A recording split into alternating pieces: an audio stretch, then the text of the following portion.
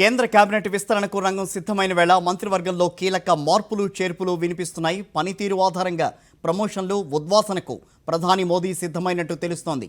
కేంద్ర ఆర్థిక శాఖ సహాయ మంత్రి అనురాగ్ ఠాకూర్, హోంశాఖ సహాయ మంత్రి కిషన్ రెడ్డి, వ్యవసాయ పంచాయతీరాజ్ శాఖ సహాయ మంత్రి పురుషోత్తం రూపాలకు ప్రమోషన్ దక్కనున్నట్టు ప్రచారం జరుగుతోంది. వీరికి స్వతంత్ర హోదాలో కేబినెట్ బెర్తులు ఖరారైనట్టుగా కూడా సమాచారం. వీరంతా ఇప్పటికే ప్రధాని మోదీ నివాసానికి చేరుకున్నారు. ఇక మహిళా శిశు సంక్షేమ శాఖ సహాయ మంత్రిగా ఉన్న బెంగాల్ బీజేపీ ఎంపీ దేవశ్రీ చౌదరి, విద్యాశాఖ మంత్రి రమేష్ పోఖ్రియాల్కు ఉద్వాసన పలుకుతున్నట్టుగా వార్తలు వినిపిస్తున్నాయి.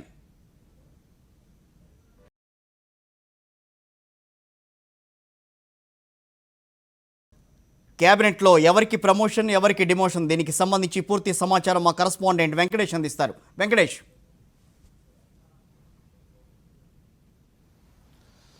కేంద్ర మంత్రివర్గంలోకి సుమారు 20 మందిని కొత్త వారిని తీసుకోబోతున్నారు. ఈ మేరకు 20 మంది కొత్తగా ప్రమాణ స్వీకారం చేయబడేటువంటి వారంతా కూడా ప్రధానమంత్రి నివాసానికి చేరుకున్నారు. ప్రధానమంత్రి వారితో నేరుగా సమావేశమయ్యారు. వారితో కలిసి టీ సమావేశాన్ని ఏర్పాటు చేశారు. అందులో ప్రభుత్వం యొక్క లక్ష్యాలు, ఉద్దేశాలన్నింటినీ కూడా ప్రధానమంత్రి వారికి వివరిస్తున్నట్టు తెలిసింది. ప్రత్యేకించి మన తెలుగు రాష్ట్రాలకు సంబంధించి ప్రస్తుతం కేంద్ర హోంశాఖ సహాయ మంత్రిగా కిషన్ రెడ్డికి ప్రమోషన్ లభించబోతోంది. ఆయనను సహాయ మంత్రి నుంచి స్వతంత్ర హోదాతో శాఖ మార్పు చేసేటువంటి అవకాశం స్పష్టంగా కనబడుతుంది. ఆ మేరకు ఆయనకు ప్రధానమంత్రి కార్యాలయం నుంచి పిలుపొచ్చిన నేపథ్యంలో ప్రధాని నివాసానికి చేరుకుని ఆయనతో సమావేశమయ్యారు. ఆయనతో పాటు మరొక మంత్రి, కేంద్ర ఆర్థిక శాఖ సహాయ మంత్రిగా పనిచేస్తున్న అనురాగ్ ఠాకూర్ కూడా కేంద్రంలో స్వతంత్ర హోదాతో ప్రమోషన్ లభించేటువంటి అవకాశం ఉంది. అలాగే పురుషోత్తం రూపాల చాలా సీనియర్ మినిస్టర్గా సహాయ మంత్రిగా కొనసాగుతున్నారు. ఆయన కూడా స్వతంత్ర హోదాతో ప్రమోషన్ లభించే అవకాశం ఉంది. సో ఈ ముగ్గురికి కేబినెట్లోకి ప్రమోషన్ లభించేటువంటి అవకాశం ఉంది. ఇక కొత్తగా మధ్యప్రదేశ్లో బీజేపీ ప్రభుత్వాన్ని తీసుకురావడంలో కీలక పాత్ర పోషించినటువంటి జ్యోతిరాదిత్య సింధ్యాకు నేరుగా కేబినెట్లో స్థానం దక్కేటువంటి అవకాశం ఉంది. అలాగే మొన్నటిదాకా అస్సాం సీఎంగా పనిచేసిన సర్వానంద్ సోనోవాల్ కూడా ఈసారి కేబినెట్ బెర్తు దక్కేటువంటి అవకాశాలు స్పష్టంగా కనబడుతున్నాయి. మహారాష్ట్ర సీఎంగా పనిచేసిన నారాయణ రాణాను కూడా కేంద్ర కేబినెట్లోకి నేరుగా తీసుకునేటువంటి అవకాశం ఉంది. సో ఓవరాల్గా 6 కేంద్ర కేబినెట్లోకి తీసుకోగా మిగిలినటువంటి 14 మందిని సహాయ స్వతంత్ర హోదాలో తీసుకోబోతున్నారు. సో ఈ మొత్తం మంత్రివర్గ కూర్పులో ప్రధానంగా ఎస్సీ, ఎస్టీ, ఓబీసీలకు ప్రధానంగా ఎక్కువ పెద్దపీట వేసినట్టు మనకు అర్థమవుతుంది. ఈ వర్గాలకు ఎక్కువ ప్రాతినిధ్యం కల్పించడం ద్వారా తమ ప్రభుత్వం ఇంక్లూజివ్గా అన్ని వర్గాలకు కూడా మంచి ప్రాధాన్యత ఇస్తుందనేటువంటి ఒక సంకేతాన్ని ప్రధానమంత్రి పంపదలుచుకున్నారు. సో ఆ మేరకు అన్ని వర్గాలకు కూడా రిప్రజెంటేషన్ ఇచ్చారు. వాటితో పాటు ఇంకా ప్రధానమైనటువంటి అంశం మహిళలకు కూడా ఈసారి ఎక్కువ మందికి అవకాశం కల్పించారు. కర్ణాటక నుంచి ప్రాతినిధ్యం వహిస్తున్నటువంటి శోభా కరంద్లాజే గతంలో కర్ణాటక మినిస్టర్గా కూడా పనిచేశారు. ఆమెకు కూడా ఈసారి పిలుపు వచ్చింది. ఆమె కూడా ప్రధానమంత్రితో సమావేశమయ్యారు. ఆమెకు కేబినెట్ బెర్తు దక్కేటువంటి అవకాశం ఉందని తెలుస్తుంది. అంటే వెంకటేష్, మిత్రపక్షాల్లో ఎవరికి ఎక్కువ ప్రాధాన్యం ఉంది? దుగ్గల్ కూడా మిత్రపక్షాల్లో ఇప్పుడు ఉన్నటువంటి దాంట్లో జేడీయూఏ అత్యధికమైనటువంటి ఎంపీలు ఉన్నటువంటి పార్టీ కాబట్టి జేడీయూ నుంచి ఇద్దరికి స్థానం కల్పించబోతున్నారు. పశుపతి పారాసు ఎల్జేపీ నుంచి ఉన్నారు, ఆయనకు అవకాశం కల్పించబోతున్నారు. జేడీయూ నుంచి ఇద్దరికి లలన్ సింగ్ అలాగే ఆర్సీఎన్ సింగ్ కి స్థానం కల్పించబోతున్నారు. మిత్రపక్షాల నుంచి అలాగే అప్నాదల్కు సంబంధించినటువంటి అప్నాదల్ అధినేత్రిగా ఉన్నటువంటి అనుప్రియ పటేల్ గత కేబినెట్ లో కూడా పనిచేశారు. మధ్యలో ఆమెను డ్రాప్ చేశారు. మరోసారి మిత్రపక్షాలని దగ్గర తీసుకునేందుకు ప్రధానమంత్రి పనిచేస్తున్నారు కాబట్టి ఆ మేరకు అనుప్రియ పటేల్ కూడా ఈసారి మంత్రివర్గంలో స్థానం కల్పించేటువంటి అవకాశాలు స్పష్టంగా కనబడుతున్నాయి. సో మిత్రపక్షాలతో పాటు ఎక్కువగా ఎస్సీ, ఎస్టీ, ఓబీసీలకు పెద్దపీట వేయడం ద్వారా సామాజిక సమీకరణలు రాష్ట్రాల వారీగా, ప్రాంతాల వారీగా అందరికీ మంచి ప్రాధాన్యత ఇచ్చామనేటువంటి సంకేతాన్ని ప్రధానమంత్రి పంపదలుచుకున్నారు. అలాగే ఇప్పుడు ప్రమాణ స్వీకారం చేయబడేటువంటి మంత్రులందరూ కూడా 50 ఏళ్ల లోపున్న వాళ్ళు అత్యధిక మంది ఉన్నారు కాబట్టి ఇది చాలా యువ కేబినెట్ గా కూడా అభివర్ణిస్తున్నటువంటి పరిస్థితి. ప్రొఫెషనల్స్ ను, యువకులకు అత్యధికమైనటువంటి స్థానాలు ఇవ్వడం ద్వారా మంత్రివర్గంలో పరిపాలనలో మరింత వేగం పెంచాలని ప్రధానమంత్రి భావిస్తున్నారు. సో ఆ మేరకు ప్రీతం ముండే కూడా ఈసారి కేబినెట్ లో చోటు కల్పించినటువంటి పరిస్థితి. సో ఇలాంటి మార్పులతో ప్రధానంగా ప్రధానమంత్రి పరిపాలనను మరింత వేగంగా ముందుకు తీసుకెళ్లాలని భావిస్తున్నారు. ఆ మేరకు ఈ సాయంత్రం 6 గంటలకు ప్రమాణ స్వీకారానికి సంబంధించినటువంటి ఏర్పాట్లను కూడా రాష్ట్రపతి భవన్లో పూర్తయ్యాయి. కేవలం 50 మందికి మాత్రమే ఈ కార్యక్రమానికి పాల్గొనేందుకు పాసులు ఇచ్చినట్టు తెలుస్తుంది. కరోనా నేపథ్యంలో కరోనా ప్రోటోకాల్ అంతా పాటిస్తూ కేవలం 50 మంది సమక్షంలో ఈ మొత్తం కార్యక్రమాన్ని పూర్తయ్యే విధంగా వ్యూహరచన చేశారు. ప్రస్తుతం ప్రధాని నివాసంలో అయితే కాబోయే మంత్రులతో నేరుగా సమావేశం కొనసాగుతోంది. అంటే వెంకటేష్, రాబోయే అసెంబ్లీ ఎన్నికల నేపథ్యంలో కూడా దీంట్లో మార్పులు చేర్పులు చేసే అవకాశం కనిపిస్తోందా? డెఫినెట్ గా ఉత్తరాఖండ్ బీజేపీ అధ్యక్షుడిగా ఉన్నటువంటి వ్యక్తికి అజయ్ భట్ ఉన్నారు. సో ఆయనను కూడా కేంద్ర మంత్రివర్గంలోకి తీసుకుంటున్నారు. ఆయనకు కూడా పిలుపు వచ్చింది. ప్రస్తుతం ఆయన ప్రధానితో సమావేశంలో ఉన్నారు. సో ఉత్తరాఖండ్ గానీ ఉత్తరప్రదేశ్, మణిపూర్, గోవా, పంజాబ్ లాంటి రాష్ట్రాల్లో ఎన్నికలు జరగబోతున్నాయి కాబట్టి ఆ రాష్ట్రాల సమీపంలో ఉన్నటువంటి రాష్ట్రాలకు అత్యధికమైనటువంటి ప్రాధాన్యత ఇవ్వడం ద్వారా ప్రజల మనసులను చూరగొనేటువంటి ప్రయత్నం ప్రధాని చేస్తున్నారు. సో ఆ మేరకు ఉత్తరప్రదేశ్ కూడా ఎక్కువ స్థానాలు ఇచ్చేటువంటి అవకాశాలు కనబడుతున్నాయి. ఉత్తరప్రదేశ్లో ఎస్సీ సామాజిక వర్గానికి సంబంధించినటువంటి విజయ్ శంకర్ శాస్త్రి కూడా కేంద్ర మంత్రివర్గంలో స్థానం కల్పించేందుకు అవకాశాలు కనబడుతున్నాయి. ఆయన కూడా ప్రధానమంత్రి కార్యాలయం నుంచి పిలుపు రావడంతో నివాసానికి చేరుకున్నటువంటి పరిస్థితి. సో ఓవరాల్ గా యూపీకి ఎక్కువ ఫోకస్ ఉండబోతుంది. అలాగే మిగిలినటువంటి రాష్ట్రాల నుంచి ఎస్సీ, ఎస్టీ, బీసీలకు ఎక్కువ ప్రాధాన్యత ఇచ్చే దిశగా ప్రధానమంత్రి పూర్తి కసరత్తు అంతా కూడా పూర్తి చేశారు. గత అనేక నెలల నుంచి కూడా ఈ కసరత్తు జరుగుతోంది.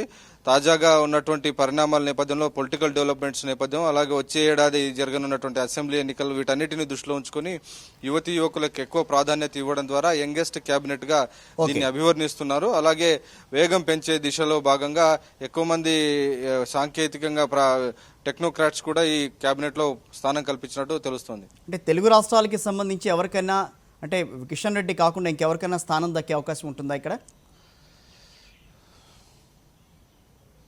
కిషన్ రెడ్డి మినహా మిగిలిన ఎవరికి కూడా స్థానం దక్కే అవకాశం లేదు. మొదటి నుంచి మనం చెప్తున్నాం, ఆంధ్రప్రదేశ్, తెలంగాణకు సంబంధించి ఇప్పటికే దానికి సంబంధించినటువంటి అంశంపైన చర్చ కూడా పూర్తయింది.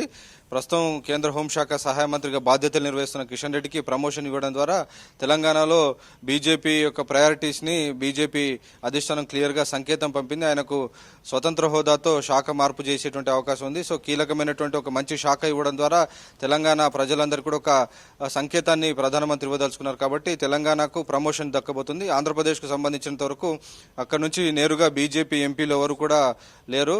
టీడీపీ నుంచి బీజేపీలో జాయిన్ అయినటువంటి ఎంపీలో ఉన్నారు కాబట్టి నేరుగా ఎన్నికైనటువంటి బీజేపీ ఎంపీలు ఎవరు లేరు. దాని నేపథ్యంలోనే గతంలో బీజేపీ ఆంధ్రప్రదేశ్ అధ్యక్షుడిగా పనిచేసినటువంటి హరిబాబుకు స్థానం కల్పించడం ద్వారా మిజోరాం గవర్నర్ గా నియమించడం ద్వారా ఆంధ్రప్రదేశ్ ను కూడా తాము విస్మరించలేదు. ఆంధ్రప్రదేశ్ కూడా తమకు విష్ లిస్ట్ లో ఉన్నటువంటి రాష్ట్రంగా ఆయన సంకేతాన్ని పంపించారు. సో ఒక రోజు ముందే కేంద్ర మంత్రివర్గ పునర్వ్యవస్థీకరణకు ఒక రోజు ముందే కేంద్ర ప్రభుత్వం నుంచి కొన్ని సంకేతాలు పంపించారు.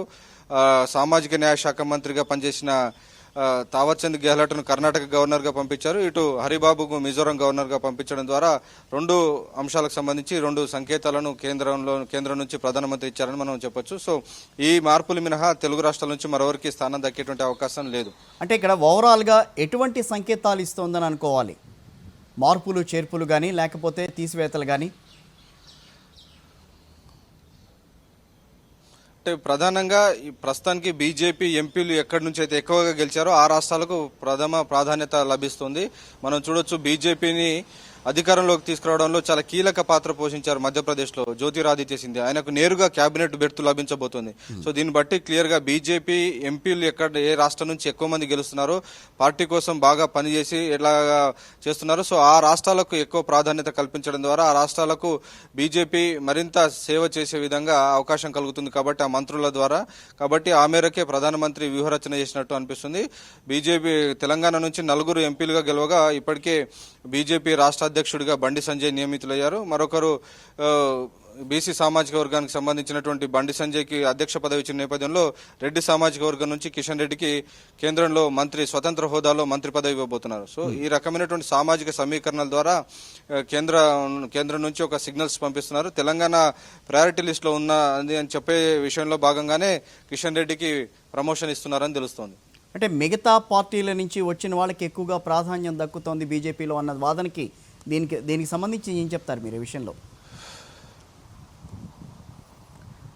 ఖచ్చితంగా ఇది జ్యోతిరాదిత్య సింధియా విషయంలో ఈ అంశానికి సంబంధించి అనేక ప్రశ్నలు వస్తున్నాయి. అయితే ప్రధానంగా బీజేపీ నరేంద్ర మోడీ, అమిత్ షా ద్వయం కేంద్ర ప్రభుత్వాన్ని బీజేపీని నడిపిస్తున్నటువంటి తరుణంలో బీజేపీని వీలైనంత ఎక్స్పాండ్ చేసే దిశగా వారు రకరకాల వ్యూహాలు అమలు చేస్తున్నారు. అందులో భాగంగా ఇతర పార్టీల నుంచి తీసుకువస్తే ఖచ్చితంగా పార్టీకి లాభం జరుగుతుందని అనుకున్నటువంటి సమయంలో ఒక అడుగు ముందుకేసి వారిని కేంద్ర మంత్రివర్గంలో అత్యధికమైనటువంటి ప్రయారిటీ కల్పించడం ద్వారా పార్టీని ఎక్స్పాండ్ చేసే ఉద్దేశంలో భాగంగా ఆ రకమైనటువంటి ప్రయోగాలు చేస్తున్నారు. నిజానికి గత ఎన్నికల్లో మధ్యప్రదేశ్లో బీజేపీ ఓడిపోయింది. అయినప్పటికీ కాంగ్రెస్ నుంచి 20-25 మంది ఎమ్మెల్యేలను చీలికగా తీసుకొచ్చి బీజేపీలో జాయిన్ చేసినందుకు ఆయనకు రివార్డుగా జ్యోతిరాదిత్య సింధియాకు నేరుగా కేబినెట్ బెర్త్ ఇవ్వబోతున్నారు. సో ఆల్మోస్ట్ సీఎం ఉండేటువంటి ప్రోటోకాల్ క్యాబినెట్ మినిస్టర్కి ఉంటుంది. సో అటువంటి ఇంపార్టెంట్ పోస్టు జ్యోతిరాదిత్య సింధియాకు నేరుగా దక్కబోతుంది. ఆయన జాయిన్ అయిన కొన్ని రోజుల్లోనే ఆయనకు పదవి దక్కుతుంది. సో బీజేపీ ఇస్తున్నటువంటి సిగ్నల్ డెఫినెట్ గా పార్టీని పూర్తిగా పాన్ ఇండియా పార్టీగా ఎక్స్పాండ్ చేయాలని భావిస్తుంది. ఆ క్రమంలో భాగంగా ఇతర పార్టీల నుంచి వచ్చేటువంటి బలమైన నాయకులకు గుర్తింపు ఖచ్చితంగా ఇస్తాము అనేటువంటి సంకేతాన్ని కూడా దీని ద్వారా పంపడం ద్వారా బీజేపీని అన్ని రాష్ట్రాలకి విస్తరించాలనేటువంటి లక్ష్యం వారి యొక్క లక్ష్యం అనేది స్పష్టంగా మనకు అర్థమవుతుంది. అటు శివసేన నుంచి కూడా కేబినెట్లో వాళ్ళకి చోటు దక్కే అవకాశం ఉంటుందని చెప్పి వార్తలు వచ్చినాయి. దానికి సంబంధించి ఏమైంది? చర్చలు ఏమైనాయి? అసలు ఏమన్నా జరిగినాయా? ఆ విషయంలో ఏంటి అప్డేట్? శివసేనకు సంబంధించి నిజానికి మీరు అన్నట్టుగా రీసెంట్ గా ప్రధానమంత్రి నరేంద్ర మోడీతో నేరుగా మహారాష్ట్ర సీఎం శివసేన అధినేత ఉద్ధవ్ ఠాక్రే చర్చలు జరిపారు. ఆ చర్చల తర్వాత ఇటు రెండు వైపుల నుంచి కూడా కొన్ని సానుకూల ప్రకటనలు వచ్చాయి. ఇటు బీజేపీ రాష్ట్ర అధ్యక్షుడిగా అలాగే మహారాష్ట్ర మాజీ సీఎంగా ఉన్నటువంటి దేవేంద్ర ఫడ్నవీస్ సైతం తామకు శివసేన అనేది ప్రత్యర్థి పార్టీ తప్ప శత్రువు కాదనేటువంటి అంశాన్ని ఆయన స్పష్టం చేశారు. తాము ఎప్పుడు కూడా ఎనిమీస్ కాదనేటువంటి విషయాన్ని ప్రకటించారు. అలాగే శివసేన సైతం బీజేపీ తమకు మధ్య ఉన్నటువంటి సంబంధం మిత్రుల సంబంధమే, అమీర్ ఖాన్ కిరణ్ రావు లాంటి సంబంధం అనేటువంటి విషయాన్ని కూడా ఆయన చెప్పారు. సో ఆ నేపథ్యంలో ఈ రెండు పార్టీలు కలిసి మరోసారి ప్రభుత్వాన్ని ఏర్పాటు చేసే దిశగా ముందుకు వెళ్తాయని భావించారు. కానీ అవి ఇంకా కంక్లూజివ్ టాక్స్ గా మారలేదు. అవి ఇంకా ఆ చర్చలు ఆ దశకు చేరుకోలేదు. కాబట్టి శివసేనను ఈసారి జరిగేటువంటి విస్తరణలో చేర్చుకోలేదని మనకు తెలుస్తుంది. సో ఖచ్చితంగా రెండు పార్టీల మధ్య మాత్రం అంతర్గతంగా చర్చల ప్రక్రియ కొనసాగుతోంది. ఒక కంక్లూజన్ రాలేదు, ఒక లాజికల్ కంక్లూజన్ కి రాలేదు. కాబట్టి శివసేనకు ఈసారి ఈ మంత్రివర్గంలో స్థానం దొరకలేదు. Okay, thank you Venkatesh, updates అందించినందుకు.